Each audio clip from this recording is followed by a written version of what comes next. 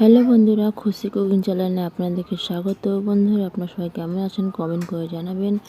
বন্ধুরা, আজকে আমি করবো আলু দিয়ে রুই মাছের ঝোল। যারা এখন আমার চ্যানেলকে সাবস্ক্রাইব করেনি তারা সাবস্ক্রাইব করে দিবেন। আর আজকে ভিডিওটা আপনাদের কেমন লাগছে কমেন্ট করে জানাবেন। বন্ধুরা, এদিকে আমি রুই মাছ নিয়েছি। আজকে রুই মাছ আমি অল্প নিয়েছি, বেশি নিয়ে আজকে অল্পই করব। মাথা, লেজ আর দুটো পিস করছি।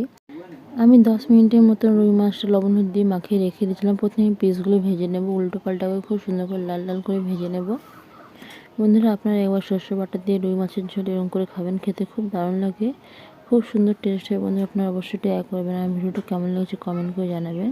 আর সব মাছ ভাজা হয়ে গেছে। এবার আমি এদিকে পেঁয়াজ আর আলু একসঙ্গে ভেজে নিয়েছি। আলুটা লম্বা লম্বা করে কেটেছিলাম, এর মধ্যে লবণ হলুদ দিয়ে ভেজে নিয়েছিলাম। আর দিয়ে দেবো চামচের মতো আদা রসুন বাটা, গুঁড়ো জিরে, গুঁড়ো লঙ্কা। খুব ভালো করে মশলা কষে নেব। এর মধ্যে জল দিয়ে দিব। আমি আগে থেকে লবণ হলুদ দিয়েছিলাম আলুর মধ্যে, তার জন্য এখন আমি লবণ হলুদ দিলাম না। এরকম করে ভালো করে মশলাগুলো কষে নেব। প্রয়োজন পড়লে বন্ধুরা আপনারা লবণ হলুদ দিয়ে দিবেন। আমি দিইনি, কেন কি আমি একবারই লবণ হলুদ দিয়ে দিয়েছিলাম। আমার ছেলে কাঁদছিল, ছোটো ছেলে, তার জন্য আমি লবণ হলুদ আলুটা ভাজার সময় সেই পুরো ভিডিওটা করতে পারিনি, চলে গেছিলাম ভিডিওটা ছেড়ে।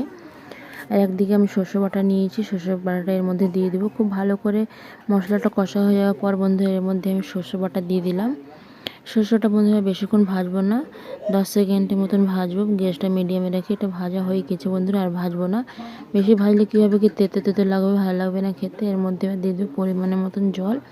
জলের পরিমাণটা আপনাদের পছন্দের মতো, যদি পাতলা ঝোল খেতে ইচ্ছে করে তাহলে জলের পরিমাণটা বেশি দিবেন, আর কম খেতে ইচ্ছে করলে একটু কম দিবেন।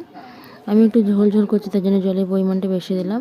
এবার ভেজে রাখা মাছগুলো এর মধ্যে দিয়ে দেবো। আমার ছেলেটা বলছিল আমি ডিম খাবো, মাছ খাবো না, তার জন্য মাছের ঝোলের মধ্যে আমি একটা জন্য ডিম সেদ্ধ করে ভেজে দিয়ে দিব। আমার মেজো ছেলে রয়েছে, ও মাছ খেতে চায় না, কারণ মাছের মধ্যে কাঁটা থাকে, তার জন্য খেতে চায় না। তার জন্য ডিম করে দিলাম এর মধ্যে। ঝোল আর আলু ডিম খেয়ে নেবে। আমার তরকারিটা হয়ে গেছে বন্ধুরা। এর মধ্যে কাঁচা লঙ্কা, ধনেপাতা কুচি দিয়ে আর 5 সেকেন্ডের মতন ফুটিয়ে আমি নামিয়ে দিলাম। খুব সুন্দর করে হয়েছিল বন্ধুরা, আপনারা অবশ্যই ট্রাই করবেন। না ভিডিওটা ভালো লাগে লাইক কমেন্ট শেয়ার সাবস্ক্রাইব অবশ্যই করবেন। আর বন্ধুদের সঙ্গে শেয়ার করতে একদম ভুলবেন না বন্ধুরা। বন্ধুদের সঙ্গে অবশ্যই আপনারা শেয়ার করবেন। আপনার বন্ধুরা এইভাবে আমার ভিডিও ভালোবাসা দিবেন। আপনারা সবাইকে অনেক ধন্যবাদ কি আপনাদের টাইম বের করে আমার ভিডিওটা দেখেন।